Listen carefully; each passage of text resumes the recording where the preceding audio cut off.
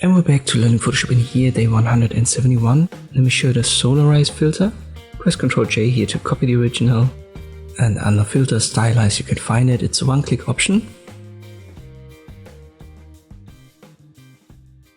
But there's a different way to achieve the same effect, and that gives you more freedom to adjust it. For that we simply open a cursor adjustment layer. And here we can now use the different channels and invert the curves.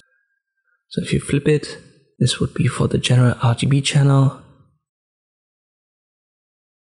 It goes in the same direction, it's a different color combination, but you can adjust all that by switching to the specific RGB channels, for example green, and invert that.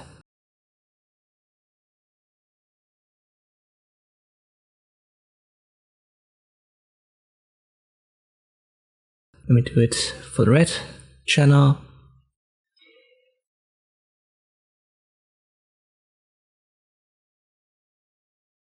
And you can also use a different shape, which is this, like a teardrop.